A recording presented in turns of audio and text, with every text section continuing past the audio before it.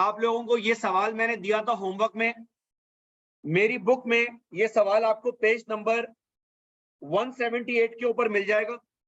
Question number 6 है। इस सवाल का लर्निंग आउटकम, लर्निंग ऑब्जेक्टिव जरा नोट कर लीजिएगा अपने पास प्लीज।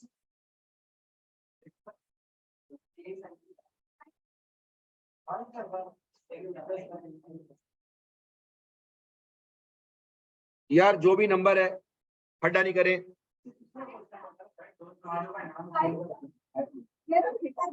मैंने 5 दिया था, 6 दिया था। अच्छा हाँ सही कह रहे हैं आप लोग, मैंने 5 दिया था, लेकिन चले अच्छा हो गया नया सवाल आ गया। 6 की रिकंसिलेशन घर पे खुद से कर लेना, मैं 5 के थ्रू जो है वो सिखा देता हूँ।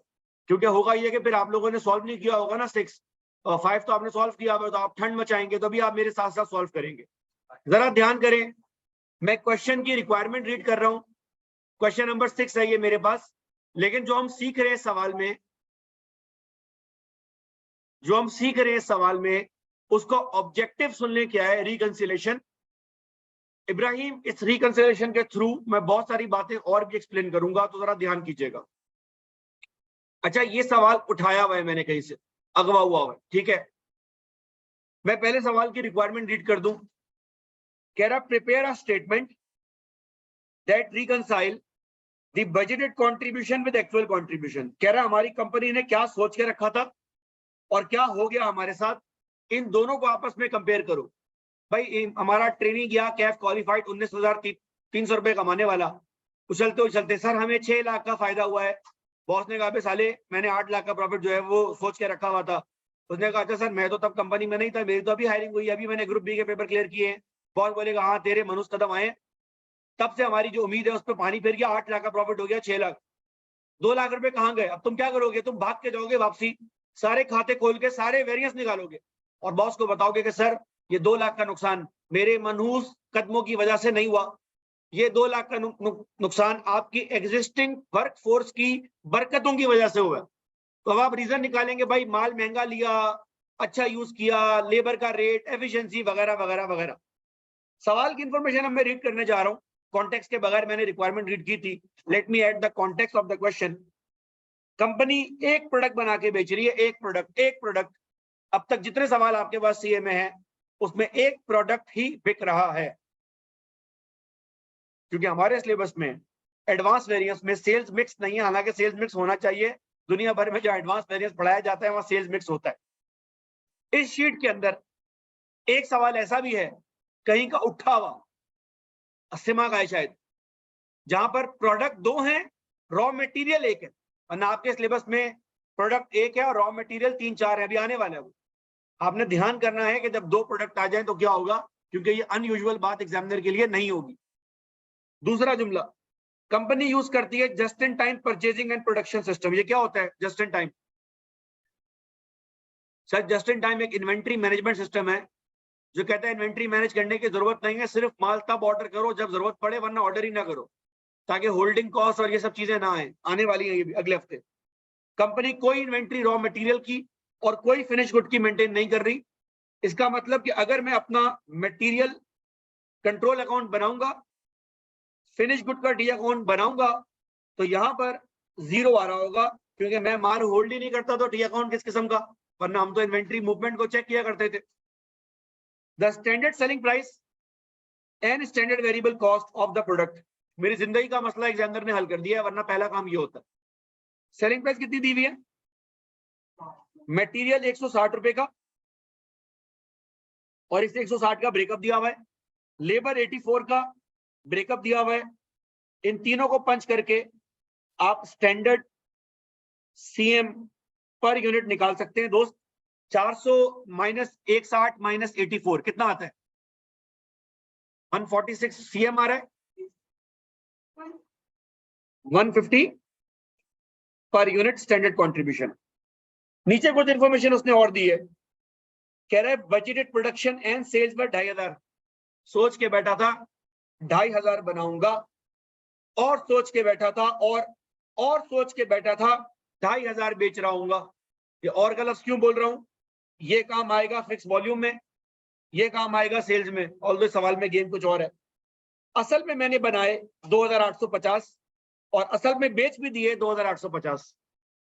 हम कोई बॉडी साथ लेके नहीं जा रहे, जो बंदा मिलेगा मार देंगे, जितना यूनिट बनेगा बेच देंगे। असल सेलिंग प्राइस कितनी चार्ज करनी है, कितनी चार्ज करी, सोच के कितनी बैठा था? सारे होशियार बच्चे क्लास में देख के बता सकते हैं। 400 का आइटम 385 का बेचकर आ गया मैं, 15 रुपए का नुकसान मारा एक यूनिट के ऊपर। और कितने यूनिट बेचे? तो आपने अभी कैलकुलेटर को हाथ लगाकर ही वेरिएंस का आंसर दे दिया, अभी तो आपने शीट में गए नहीं है, मल्टीप्लाई डिवाइड ही नहीं किया। इसलिए बोल रहा था फॉर्मूला मत याद करना, वरना दिमाग फॉर्मूला की वायरिंग में ना फॉर्मूला बनाकर वैल्यूज प्लॉट कर रहा होता है।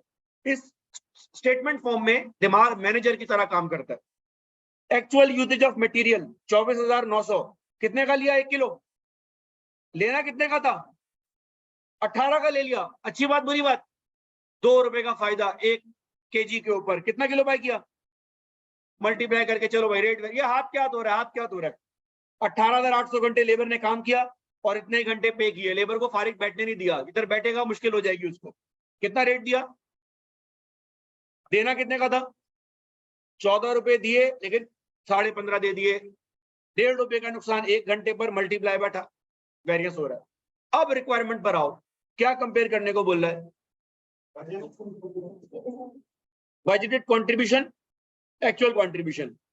अगर आप सवाल की इंफॉर्मेशन पे गौर करें तो जो स्टैंडर्ड वेरिएबल कॉस्ट आपको दी गई है मेरे प्यारे बच्चों, उस वेरिएबल कॉस्ट में सिर्फ मटेरियल है और सिर्फ लेबर है। स्टैंडर्ड कॉस्ट कार्ड में फिक्स ओवरहेड नहीं है। इसका मतलब इस सवाल में मेरी कंपनी कौन सा कॉस्टिंग सिस्टम यूज कर रही है? Standard marginal costing. ये चैप्टर जो आपने बहुत पहले पढ़ा था, बहुत काम आने वाला है। सबसे ज्यादा इंपॉर्टेंट बात रिकंसिलेशन में यही होती है कि पहले ये देख लो कि किस मुल्क में घूम रहे हो। अभिनंदन वाला केस ना हो जाए आपके साथ, जो बेचारा ऊपर से नीचे गिरा और उसको एक चाचा मिल गए पाकिस्तानी, और उनसे पूछता है, सुना है ना ये वाकया, रियल वाकया, उससे पूछता है मैं कहां पर? उसने कहा इंडिया। वो कह रहा हो हिंदुस्तान जिंदाबाद। चाचा ने जो उसको चंपे कराए, उसके बाद फिर आवाम ने मारा। तो हमारे यहाँ चाचा इस हालात में भी, हालत जंग में, प्रिजनर ऑफ वॉर के साथ मजे ले रहे थे। तो आप पहले ये देख लें कि आप पाकिस्तान की हदूद में, कि इंडिया की हदूद में, पहले आप ये देख लें कॉस्टिंग सिस्टम कौन सा है, पहली चीज। दूसरी बात क्या देखनी है? रिकंसिलेशन किसके बीच में मांग रहा है? जी भाई, किसके बीच में रिकंसिलेशन मांग रहा है? ये प्रॉफिट टू प्रॉफिट रिकंसिलेशन नहीं है, ये कंट्रीब्यूशन टू कंट्रीब्यूशन रिकंसिलेशन है। अब पहले जिन चीजों को रिकंसाइल करना है, पहले मैं जरा उनको जो है वो सॉल्व कर लूं। सर मैं अगले पेज पे जा रहा हूं और सबसे पहला काम जो मैं करने जा रहा हूं, आप लोगों ने कैलकुलेटर उठा के सवाल खोल के ना सिर्फ देखना है, लिखना विखना कुछ नहीं है दोस्त। पहली चीज मैं निकाल रहा हूं, लिखता हुआ जो मिला गालियां खाएगा, ऑनलाइन वालों को बददुआएं मिलेंगी। बजटेड कंट्रीब्यूशन कितना है? बहुत ही आसान है, बहुत ही आसान है, बहुत ही आसान। सर मुझे बताएं, एक यूनिट के ऊपर कितना कंट्रीब्यूशन अर्न करने का सोचा था और कितने यूनिट बेचने का सोच के बैठे थे? तो बड़ा आसान हो गया। जाओ भाई कैलकुलेट कर लो यार। ये लो, एक यूनिट के ऊपर $156 का कंट्रीब्यूशन सोचा था, 2,500 यूनिट बेचने का सोचा था, $3,90,000 प्रॉफिट कमाने का सोच के बैठा हुआ था। ऐसा ही है, बजटेड कंट्रीब्यूशन आ गया। एक्चुअल कितना आया वो भी चेक कर लेते हैं सर। एक्चुअल के लिए थोड़ी सी मेहनत करनी पड़ेगी। हाँ भाई, मेरा बेटा कितने की सेल्स हुई है? सर सेल्स मैंने की है 28,000, सॉरी कितने, 2,850 यूनिट, ऐसा। और एक बेचा कितने का? तो कितने की सेल्स मार दी भाई? 1.097, ऐसा। अच्छा, इस सेल्स में से मटेरियल कॉस्ट भी खर्च हुई है। सर कितना मटेरियल था? सर मटेरियल आपने इस्तेमाल किया 24,918 के हिसाब से, तो 24,900 इंटू 18, 4,02,000 रुपया। इसको माइनस कर दो यहां से। फिर सर लेबर ने भी कुछ हिलजुल के काम किया है। कितना काम किया? 18,800 घंटे, 15.5 के हिसाब से। हाँ भाई, 18,800 इंटू 15.5 घंटे का रेट 91 कितना होता है? 400। इन सब को मेरे भाई माइनस करो, आपके पास आ जाएगा। ऑनलाइन वालों को देख लूं क्या कह रहे हैं, आंसर बता रहे हैं, शाबाश। आपके पास आ जाएगा एक्चुअल कंट्रीब्यूशन कितना, 357। अब मैनेजर को जब आपने ये जाके बताया तो उसकी आंखों में आंसू आ गए, दुख के, खुशी के नहीं, दुख के। वो कितना सोच के बैठा था, कितना आया, कम आ गया। कितने का ढस पड़ा है मैनेजर को, कितने का लॉस खाया है उसने, 390 माइनस 350,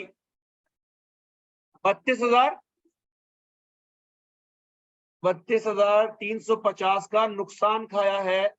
मैनेजर कह रहा है बेटा $32,000 का मतलब पता है आपको, नहीं पता, गरीब मुल्क के लोग हैं, तकरीबन ये 1,10,15 लाख रुपए बनता है, सिविक आ जाती है।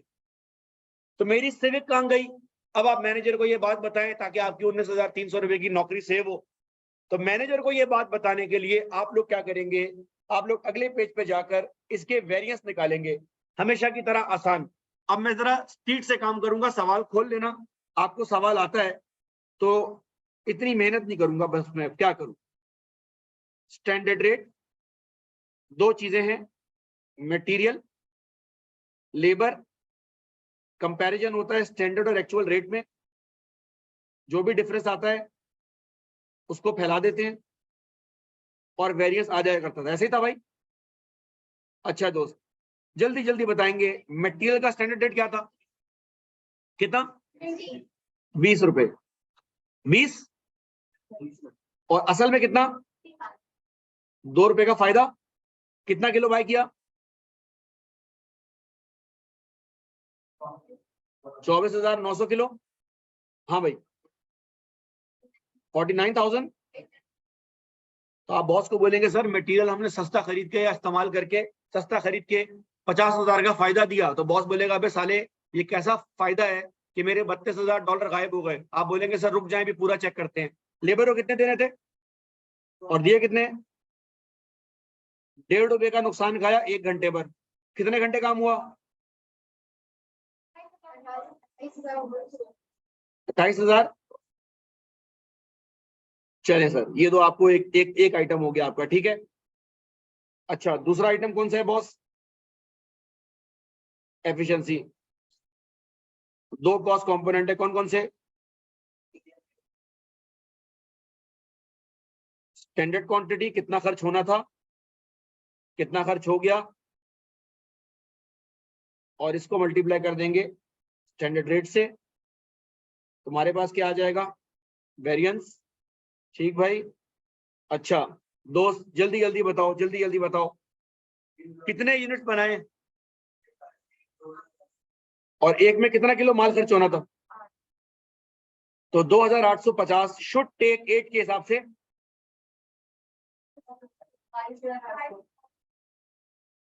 22,800 किलो, और खर्च कितना किया, ज्यादा खर्च कर दिया। कितना ज्यादा खर्च कर दिया, 2100 किलो ज्यादा खर्च कर दिया। 1 किलो का रेट था $20, 42,000 का नुकसान। ठीक। अच्छा, लेबर 2,850 यूनिट शुड टेक 6 घंटे के हिसाब से, कितने घंटे का काम था ये, 17,100, और कितने घंटे में किया, 17,100 घंटे का काम 18,800 घंटों में किया। 1,700 घंटे का नुकसान, 1 घंटे का रेट।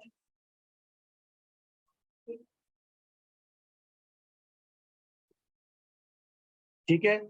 अच्छा, जरा रिक्वायरमेंट पे गौर करना, कह रहा है, मतलब बदतमीजी कर रहा है, कह रहा है your statement should show the variance in as much detail as possible. बोल ही नहीं रहा कौन से निकालने, बोला बड़े हो गए, जितने वेरिएंस बनते हैं वो निकाल दो। सर मटेरियल के दोनों हो गए, लेबर के दोनों हो गए, सिर्फ एक चीज रह गई, क्या, सेल्स वेरिएंस। अब हम निकालेंगे सेल्स वेरिएंस। काफी सारे लोग भूल गए होंगे कॉस्ट के वेरिएंस निकालते निकालते। सेल्स में पहला कौन सा है, सेल्स प्राइस। तो बहुत ही आसान है यार, हाँ भाई, कितने का माल बेचना था? Standard selling price $400 per unit. बेचा कितने का? सस्ता बेचना अच्छी बात बुरी बात? कितनी बुरी? 15 रुपए फी unit multiply by actual unit sold. कितने बेचे? 2850 इंटू 15, 42,000। तो सर सस्ता माल बेचने की वजह से 42,000 का नुकसान तो आपने ये खाया है। चौथा आइटम कौन सा था दोस्त? चौथा आइटम आपके पास है बॉस, सेल्स वॉल्यूम। हाँ भाई, कितने यूनिट बेचने थे? बजटेड सेल्स कितनी थी? 2,500। एक्चुअल में कितने बेचे? सर ये तो ज्यादा बेच दिए। बेटा बिल्कुल सही कह रहे, ज्यादा बेच दिए। ये भगड़े करने की बात है। 350 यूनिट्स का आपके पास आ गया फेवरेबल वॉल्यूम। एक यूनिट के ऊपर कितना पैसा कमाने का सोचा था? Standard CM per unit. गौर करो, मैं प्रॉफिट से मल्टीप्लाई नहीं कर रहा। क्यों? सवाल में है ही नहीं। अबे नहीं भाई, कंपनी सिस्टम कौन सा यूज कर रही है? Marginal costing. तो एक यूनिट के ऊपर 156 का कंट्रीब्यूशन सोच के बैठा था, तो 350 ज्यादा बेचने का मतलब क्या है? 54,000 फेवरेबल। ऐसा ही है जी भाई, ये बात क्लियर होती है? सर ये सारे वेरिएंस आपके पास आ गए। मैनेजर का दुख क्या था?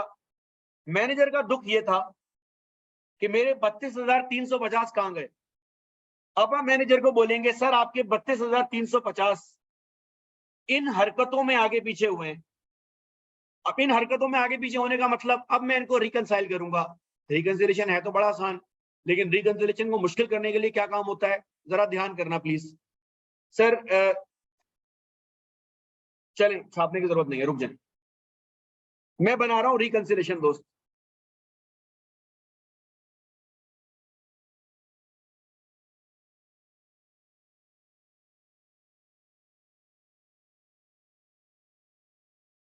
बहुत होश में रह के काम करना होगा आपको। अच्छा, बजटेड कंट्रीब्यूशन कितना है? बजटेड कंट्रीब्यूशन कितना है? 3 लाख। एक्चुअल कंट्रीब्यूशन कितना है?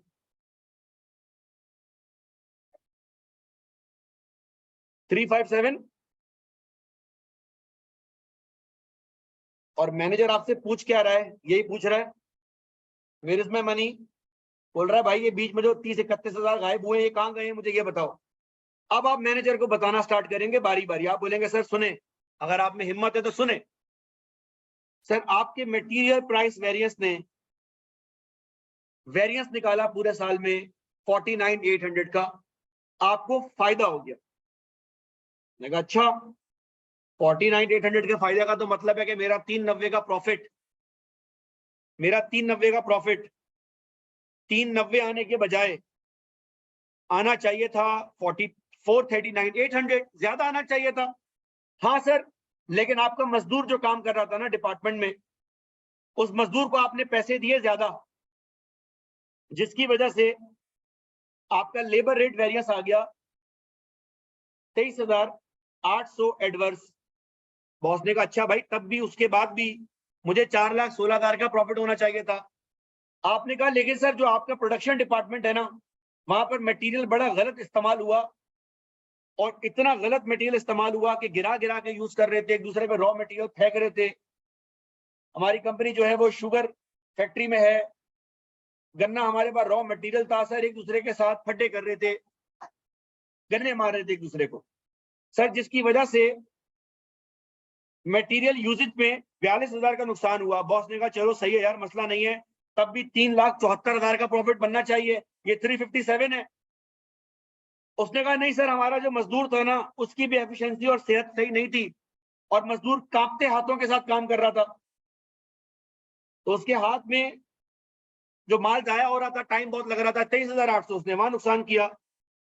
सेठ ने कहा चलो भाई, तब भी 3.5 लाख रुपए होने चाहिए थे, यहाँ तो 357 है सर। लेकिन आपका जो सेल प्राइस था ना, उसने होशियारी मारी, सस्ता माल बेचा। लो भाई एक दुख और, कितना 42,750।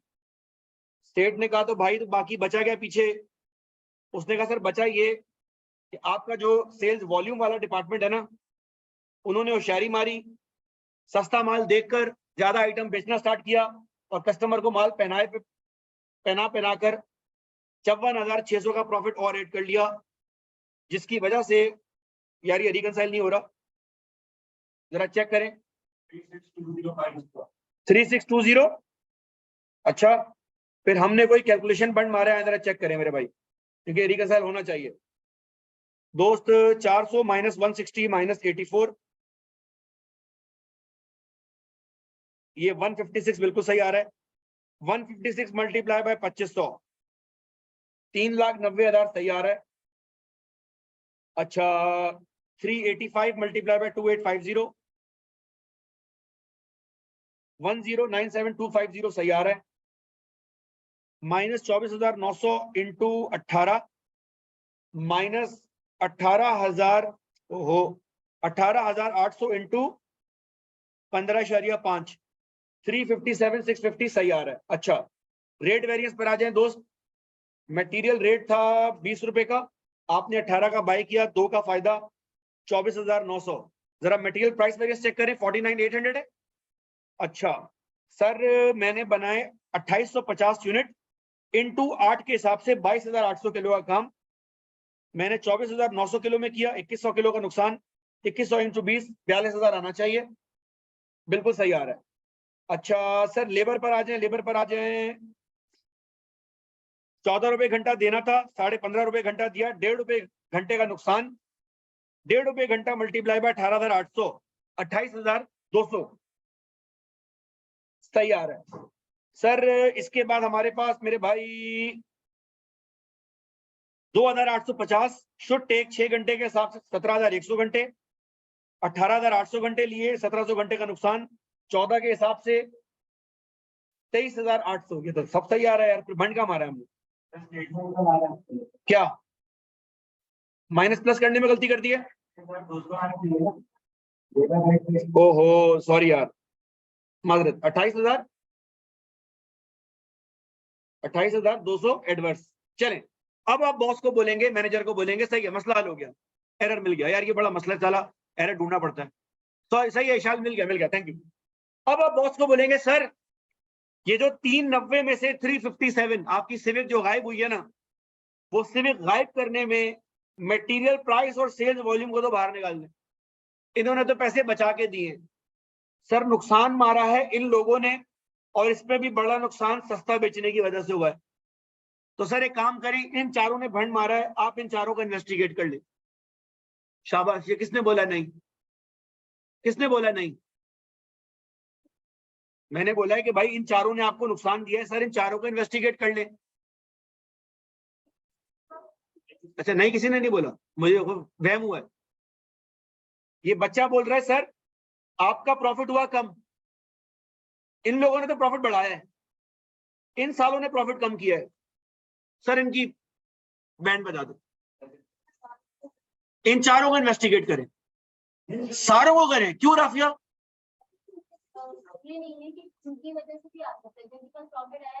राफिया ऐसा सही नहीं बता रही हो सारे। पहला आंसर तो अच्छा था सारिम का, पढ़ा लिखा आंसर है, कह रहे सर इंटर रिलेशनशिप है। हो सकता है सस्ता माल खरीदा जिसकी वजह से यूजेज भी बड़ी आई खराब और एफिशिएंसी भी हो गई खराब। दूसरा एक रीजन और भी है, पहली क्लास में बोला था, आज चौथी 5वीं क्लास है वेरिएंस की, आपसे कहा था वेरिएंस का साइज जो भी हो वेरिएंस इन्वेस्टिगेट होगा। फेवरेबल भी आया है तो क्यों आया है?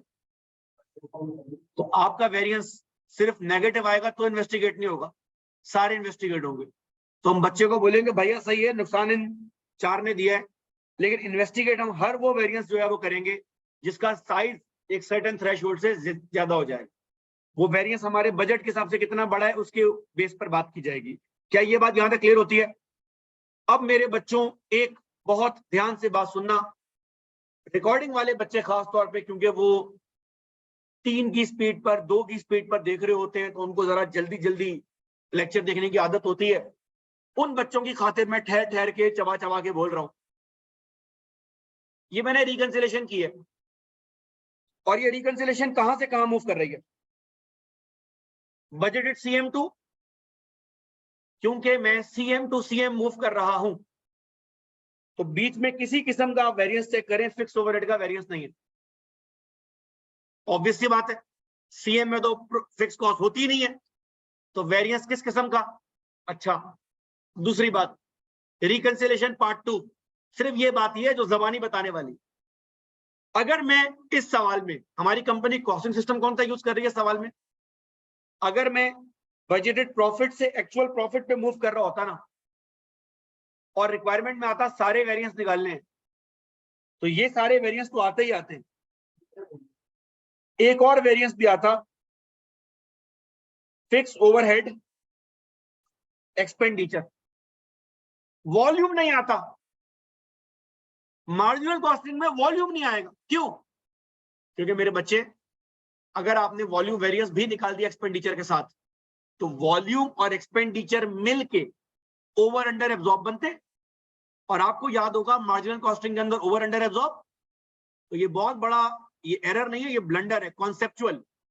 अभी तक एग्जामिनर ने ये हरकत नहीं की, कल को करेगा। बहुत ध्यान करना भाई, बहुत ध्यान करना। अगर रिकंसिलेशन हो रही है in marginal costing profit to profit, आपने फिक्स एक्सपेंडिचर निकालना है, वॉल्यूम नहीं निकालना। ये बात याद करने के लिए आप लोगों को एक अदद सवाल भी मैंने दिया हुआ है ईथन हंट के नाम से। अगर आप गौर करें सवाल में, ये मेरी बुक में है पेज नंबर 176 पर, कह रहा है कंपनी यूज कर रही है स्टैंडर्ड मार्जिनल कॉस्टिंग सिस्टम। अच्छा, इस सवाल में ना रिकंसिलेशन निकालने का बोला हुआ नहीं है, लेकिन मैं बच्चों से रिकंसिलेशन निकलवाता हूं। आप जरा चेक करें, इस सवाल में एक्सपेंडिचर वेरिएंस तो निकालने का बोल रहा है, वॉल्यूम नहीं निकालने का बोल रहा। एक दफा क्लास में दिया था, एक बच्चा बोल रहा है सर वॉल्यूम निकाल तो सकते हैं, क्या मुश्किल है? मैंने कहा निकाल दो। बोल रहा है वो एग्जामिनर ने बोला नहीं, मिसप्रिंट हो गया। मैंने कहा निकाल दो। निकलवाया और फिर जलील किया। क्यों जलील किया? क्योंकि अगर तुमने फिक्स ओवरहेड वॉल्यूम भी कैलकुलेट कर दिया है, तो तुम ये बोल रहे हो कि एक्सपेंडिचर और वॉल्यूम मिलके ओवर अंडर एब्जॉर्ब बनता है, तो तुम अंधे हो। तुमने ये नहीं देखा कि ऊपर कंपनी कॉस्टिंग सिस्टम कौन सा यूज कर रही है। मेरी बात समझ आ गई? अच्छा, और अगर हमारी कंपनी एब्जॉर्प्शन कॉस्टिंग यूज कर रही है, फिर तो टेंशन ही कोई नहीं है सर। सारे वेरिएंस बीच के अंदर मार देना, बात खत्म हो गई। क्या ये बात यहाँ पे क्लियर होती है? इसको यहां तक रखें, इस रिकॉर्डिंग में मैं बंद कर रहा हूं।